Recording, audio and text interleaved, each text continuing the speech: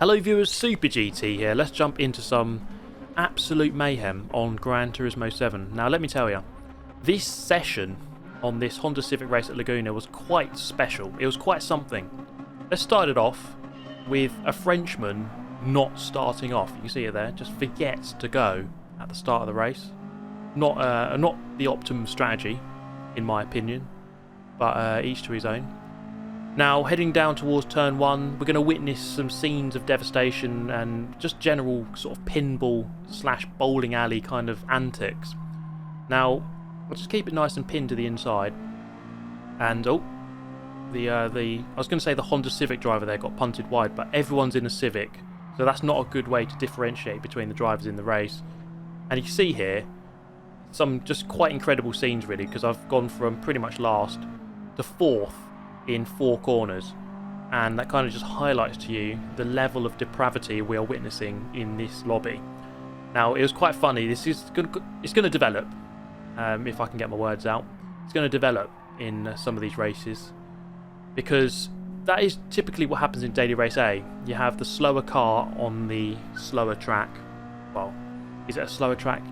If it's in the slower car, then yeah, then you're doing the track. I don't even know what I'm trying to say here.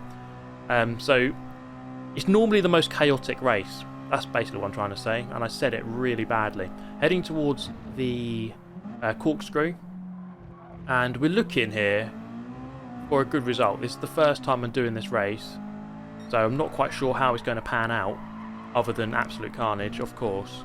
Get that penalty, frustratingly, serve it, and I didn't really lose too much time, but I did lose 1 position.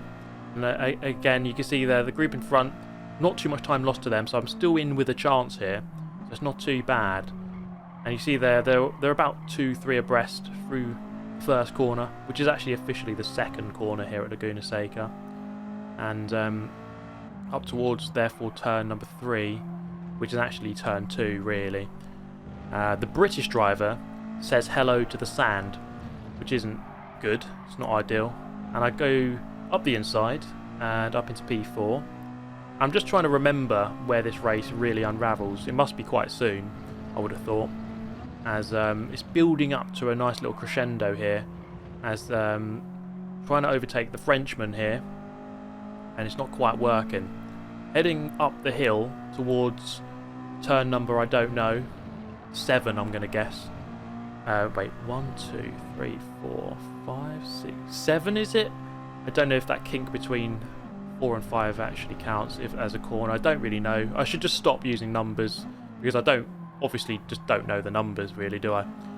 Anyway, up the inside of the Frenchman, and that is P3 claimed for myself. I'll take that. And now we're going to turn our attention to the next 2 victims in front. Frenchman very wide, and unfortunately I couldn't find a line to capitalise.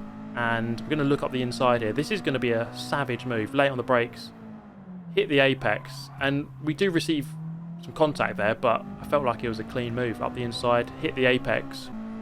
If he wants to turn in, he wants to turn in, but I'm there, so I'm going for the move. And then now it's time to try to catch up with the leader of the race and go for the victory. And I don't start off that idea very well, because I drift off very wide there. And then into this one, again, more driving very wide through corners. And I felt like, okay, surely he's got dirty tyres right now. But he seemed to take the final corner quite well, actually. But I'm definitely gaining. The pressure, surely, is now building. And are we going to be able to catch up by the end of the lap? This is the final lap of the race. So it's getting rather close now. In the slipstream, into the corkscrew, we go for the final time. And there's a very good chance here that we could go for a savage move, is there? Through the long left, down the hill. We need to really get a good run through here. We do. Close enough for a move here? No, not quite. But if we get a good run through this one, which we don't, then I would be in a good spot to go for a move. I'm going to go for it anyway. And then, yeah, to be fair, I was like a million miles behind, and that was never going to work. But you know what? YOLO. So I just went for it. P2, no harm done. Could have been a win. Could have been a dramatic seizure of the lead. at the very end, but it wasn't to be. So let's jump on to the next race, and I decided to set a qualifying lap. I didn't have much time to do it. 46.5 here. Heading down towards turn 1. It's really about maximising the rotation on the car and using the correct gears. Any sort of road car, it takes about 8 years to change gear, so you've got to be in the right gear at the right time, if that makes sense. Now, this was quite good, keeping the momentum up. That's always important in a slower car. Getting a good run through here, just really getting to grips with the circuit, with the car, carrying the momentum through the corner. And this lap was going quite well. I was up on the 46.5 by this point here, heading up the hill through this long left. This one requires a lot of commitment. Over the curb, you can take that line. You see they're just going very wide on the exit, but carrying quite good speed through the turn. I'm marginally down on my PB into the corkscrew. Keep over to the right, and then you're going to try and dip your left wheels into the green, right wheels into the green, and then that was a good run. We've gained about a tenth, or maybe half a tenth, through the corkscrew compared to the PB. I knew that I messed up on the final sector of my lap, therefore I could improve. That was a nice line through there, onto the power at a decent time. A tenth up into the final corner, and releasing the brake at the right time, onto the power, and it's a good lap. It was an improvement by about 2/10. 46.3, quite happy with it. It put me on pole position, so it can't have been too bad. Now, here we go then. Now, the first mistake I made here was not using traction control, and immediately you can see I get absolutely mugged off the line and immediately go down into 4th position. Now, this race, let me tell you, this is where things begin to get rather heated and rather feisty, and any other word to that effect. Now, you're going to watch our Swiss friend here as he heads over the big boy sausage curb, not once, but twice, because into turn something, boom, he does it again, runs the Frenchman off, and I'm not really complaining too much because I'm capitalising on aforementioned sausage bouncing. That did not sound right. Anyway, I'm in 3rd now, and the leader has a penalty, courtesy of some weird movement at the start. We'll look at that later. But heading up the hill into the commitment corner. Ooh, grazing the sausage, but actually it didn't affect me too much, so we're okay. And this is where things unravel, because you see the Swiss driver, he's indicating left, he's got a penalty, and then he drives a very weird line through here over the gravel. I tried to go around these outside, and 0 space was given, unfortunately. And then I settle back in front of him, and he really does not take too kindly to this, because into this right-hander here, you can see it there. Incoming missile, and boom, RIP Super GT. Upon recovering to the circuit, found myself dead last, 11th out of 11, which obviously is a disaster. And then we caught back up to our Swiss friend, and we have a Dane there recovering from the circuit. Now, I was wondering what kind of mood this guy would be in, and it was quite apparent very quickly that he was not in a good one. So I felt like, okay, I'm going to introduce you to the sand. Off you go, good friend. And I left him where he lay in the gravel trap, the sand trap, whatever you want to call it, whatever it's called. So that was some nifty little rammer work there. So, you know, ramming, you don't really want to have to do it, but it's in the locker if I need it. Now, this guy serving a penalty, and this was quite a weird thing because I didn't really ever meet this guy before. I've never really done anything to him, at least not that I'm aware of. Maybe I have. Maybe I've aggrieved him in a previous life or something. He's coming through here. He tries a handbrake turn for no reason, and then tries to run me off for no reason into the wall. Thankfully, I just managed to survive, and he had to serve a penalty. So I was able to escape. And then I was thinking, surely he's going to come in for a Shameful Rammers big attempt at killing me. And it didn't happen, thankfully. And we continue our merry little way. Up behind the Irishman here, we get a run and we overtake him up into P7. And then catching up with this mighty duo for P5. The German runs very wide and they're about to have quite a big ding-dong battle between the pair of them. And, you know, I'm just going to wait in the distance, lurking here in anticipation of some sort of upcoming massive event. And that massive event was them turning into each other on this straight. You just don't even need to turn on a straight, guys. Just go straight. Kind of,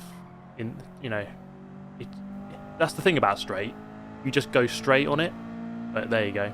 Some people don't know that. Anyway, I go past the British guy. I'm in P6 now. Then are we able to get P5? Let's have a look. He's gonna run very wide, and I'm on the left-hand side. I was just conscious of not letting him get behind me so that he couldn't punt me. You see, he's turning in. He's trying to turn when I'm definitely already there. And now I was quite worried because, well, now they're behind me, and I could get absolutely murdered here at any of these two corners, like what happened earlier in the race. Is it going to happen though? That's the question. And you're going to have to carry on watching to find out. Well, you're not going to have to carry on watching much longer because it didn't happen, as you just saw. Into the final corner, I survive, and whoa, actually, they didn't survive. They both went very, very wide there on the final turn. And ultimately, I finished in 5th, and I suppose it's an okay recovery because we were last at one point. And this got me thinking. I wanted to take a look at the replay and just really sort of try to summarise what is going through these guys' minds during these races. So let's start off with our Swiss friend. Now this was really weird because at the start he goes past me, it's fine. And then he just suddenly makes a dart to the left, off the track, beyond the track limits, puts his hazard lights on and gets a penalty. So he got a penalty for going off the track there, completely unnecessarily. So it's just a really strange action. And I just wonder if he sort of thought that I caused that. I gave him a boost there. I pushed him. So I kind of half pushed him into this, but then I don't know if it excuses that as such. Anyway, this was the aforementioned sausage riding that we saw earlier in the video. Thank you, YouTube, for not demonetizing this video. But anyway, into the corkscrew. This is where my race began to unravel. Part 1. He just turns left there. You can see it. It's plain as day. The evidence is there if you're watching, FBI. And the second piece of evidence is right here, guys. As there's not much braking going on for a corner that definitely requires braking. And then boom, I found myself vaporised into the Shadow Realm. I managed to catch back up with him. Let's take a look at this incident from his point of view. Where he gets introduced to our friend, the Sand. You see there, look, that's just an expert move. And guys, look at this, absolutely filthy rammer. Don't know who this guy is, but shameful stuff from Super GT there, whoever that guy is.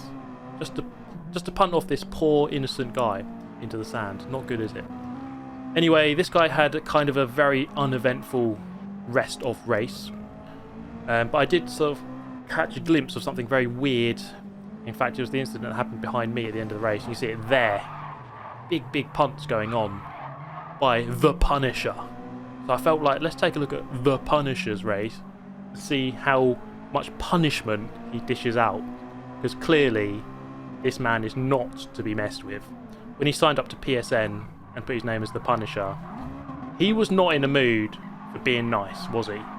He felt like, right, this is it. I'm going to show these guys on GT7 Online who's the king. And he did not disappoint. Because there, he turned...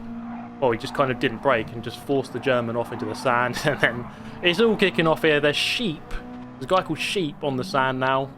It really is all kicking off. And there's now Got No Games come into the picture. It really is just an absolute cataclysm of carnage.